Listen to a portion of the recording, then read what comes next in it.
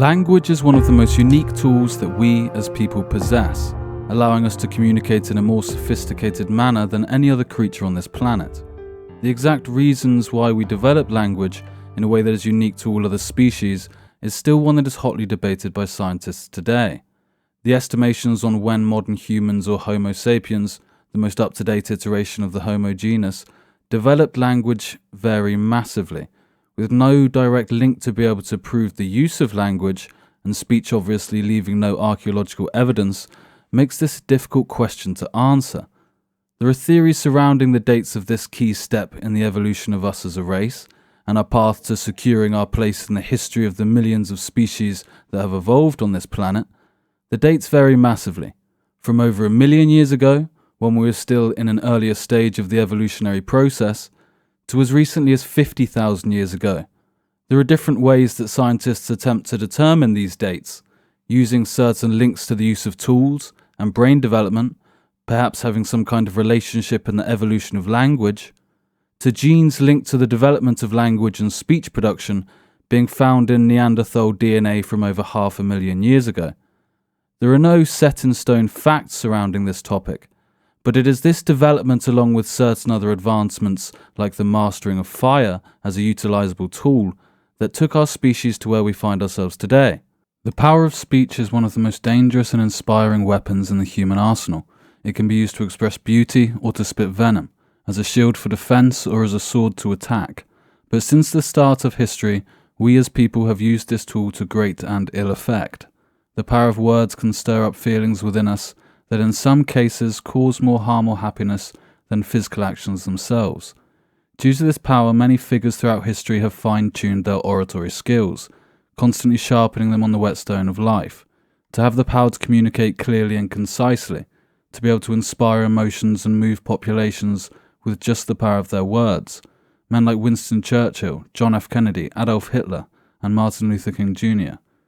This art form has a tradition rooted within our beginnings as a species and as societies. One of the oldest and most respected of these societies were the ancient Greeks, with a great literary tradition and a large emphasis placed on statesmanhood and service as citizens. When we talk about this great tradition and the ancient society of the Greeks that helped build the mould for Western civilization as it exists today, one man's name will always be uttered among these greats, and that man's name is Demosthenes.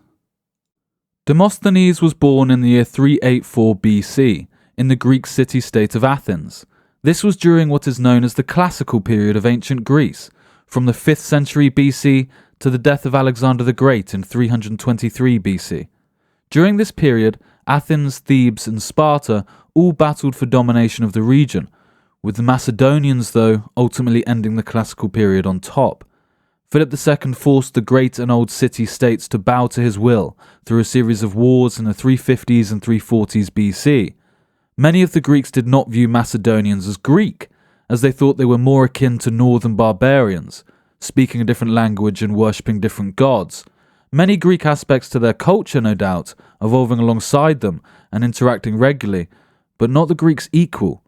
With Philip and his reformation of the Macedonian army, their sarissas soon tore through the Greek phalanxes and established near total dominance over the peninsula.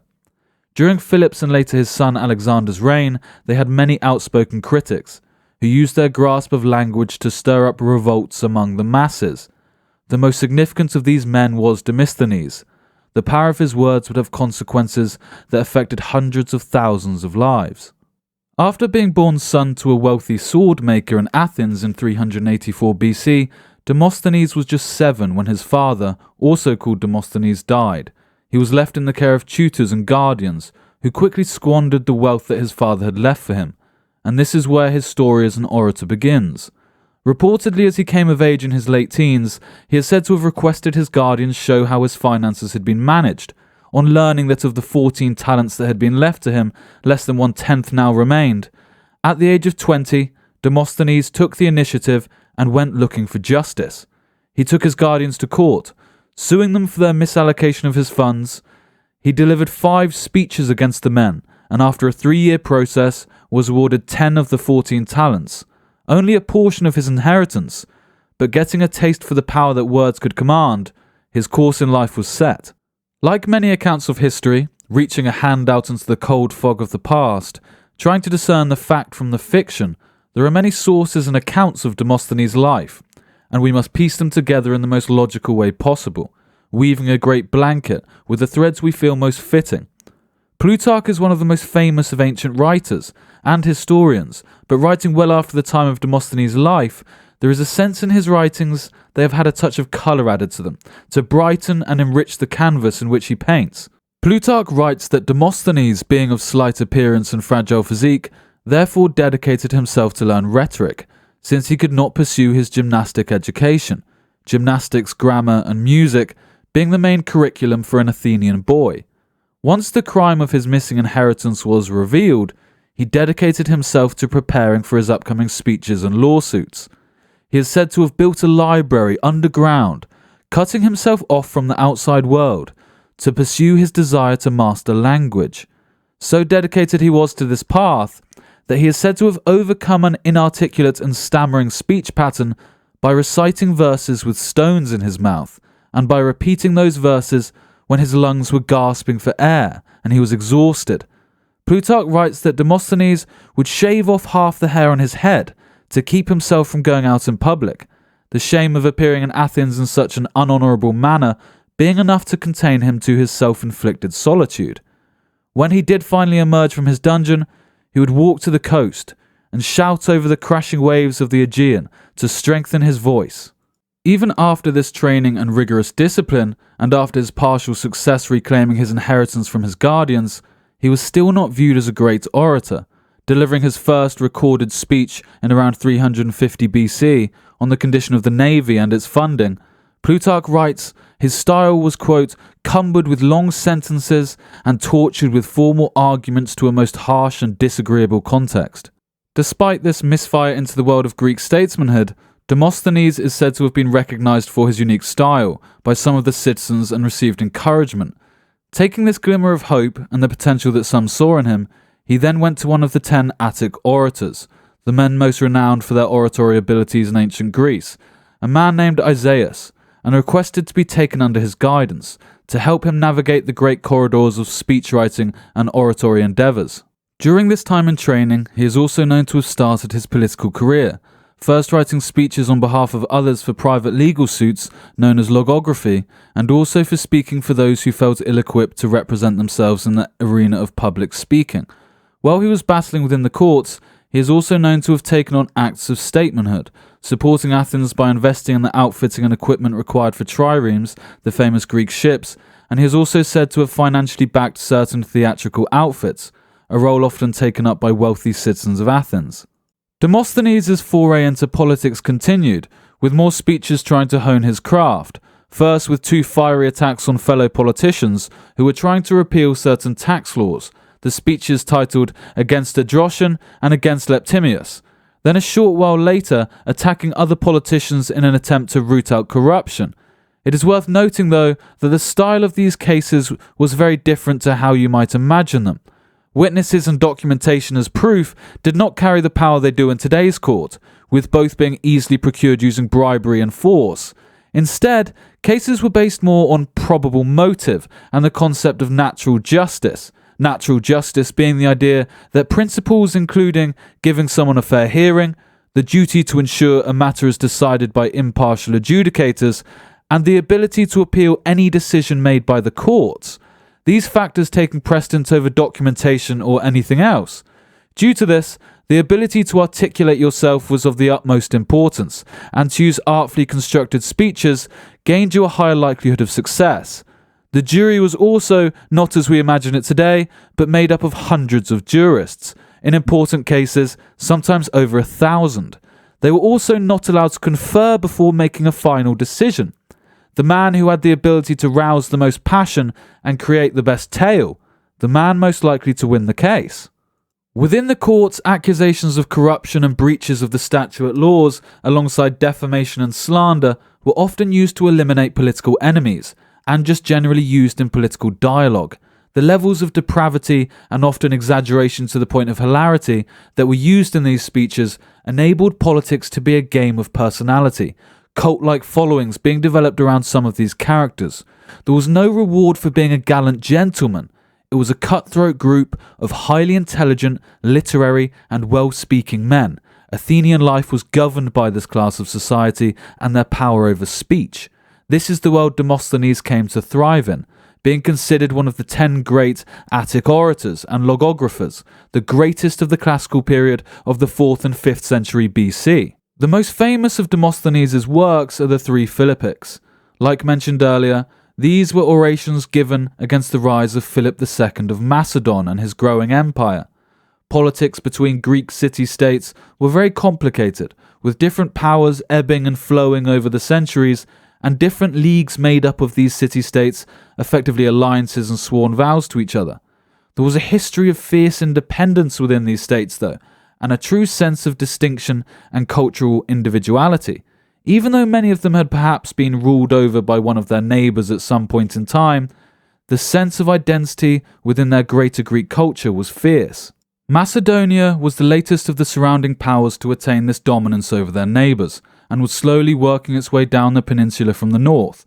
In 351 BC, Demosthenes characterized Philip as the largest problem Athens had on its doorstep, and as the true enemy of the state, but also admonishing his Athenian citizens for allowing Philip to gain the stronghold he had, feeling their resistance to Philip's conquest was limp and weak.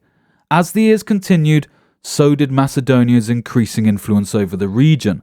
In 344 BC, Demosthenes travelled to the Peloponnese, famous for many things, but maybe most recognised in history as being the birthplace of Sparta and a vast peninsula in southern Greece. In the Peloponnese, Demosthenes would go from city to city, using his oratory skills to try and turn the people against Macedon. However, with the power of Philip so far-reaching, many of the people of the Peloponnese viewed Philip as a protector of their freedom from other larger city-states. Frustrated by these rebuffs, in 343 BC, Demosthenes delivered the Second Philippic, another and this time more severe attack on Philip and his Athenian supporters within the city. 1 year later, while Philip was conducting military operations in Thrace, a Greek general attacked the coastline under Macedonian control, causing Philip to become incensed. Worried about the reaction, certain Athenians called for the general to be recalled. But Demosthenes delivered his third Philippic, the most convincing and widely admired of the 3, stating it would be better to die 1,000 times than pay court to Philip. Over the next few years, emotions heightened and large-scale war grew ever closer. Demosthenes had one key ally that Athens would need in this war, an ally that had aided both Macedonia and Athens in recent times, Thebes. He was sent to the Theban capital and used his skills to help convince the citizens there of the benefits to such an alliance. Unfortunately for Thebes, they accepted this poisoned chalice, with the Athenians making promises of handling the finances of much of the war and territorial recognition from Athens. Together, they found themselves lined up against the Macedonian King Philip II. In 338 BC, after winning a number of battles against other Greek states, Philip met the combined armies at the Battle of Chaeronea in 338 BC, where he crushed their armies and sought final submission. He punished Thebes severely for their resistance and disobedience, but gave Athens favourable terms. Looking for the future of their cohabitation of the region, Demosthenes was chosen to speak at the funeral oration of the dead soldiers, using the opportunity to honour their deaths and the achievements of the defeated army and their ancestors.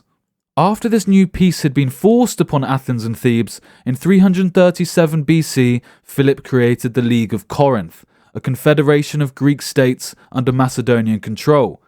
But 1 year later, in 336 BC, he was assassinated with poison at a wedding. Athens and Thebes, seizing the moment and viewing the transition of power to be an opportunity, they rebelled. Alexander quickly gained control of his new kingdom. Having the army swear fealty to him, he marched down to Thebes, who surrendered shortly after, causing Athens to plea for mercy. Alexander, looking to quickly shore up control and start on his real plans of global conquest, was lenient to both sides, but the power of Demosthenes and his hatred of the Macedonians would bring the wrath of Alexander upon the Thebans. After Alexander had left to fight in Thrace, it is said Demosthenes plotted another rebellion against their overlords, claiming Alexander had been killed in battle, producing false evidence to support such claims, gave speeches calling on the Thebans and Athenians to reclaim their independence. When Alexander learnt of this after neutralizing the Thracians and Illyrians that had supposedly killed him, he marched to Thebes. Enraged at how his kindness had been taken advantage of, Thebes was one of the oldest cities with constant inhabitants in the world, and the third oldest city in Greece. So enraged was Alexander at the apparent lack of acceptance of his power and authority, he razed the ancient city to the ground, selling its surviving inhabitants into slavery and sparing only friends of Macedon and priests. Alexander demanded Athens exile its anti-Macedonian politicians, but again was lenient with the city. After such an absolute show of force with Thebes, everyone understood who was in control now, and what would happen if he rose up against Alexander.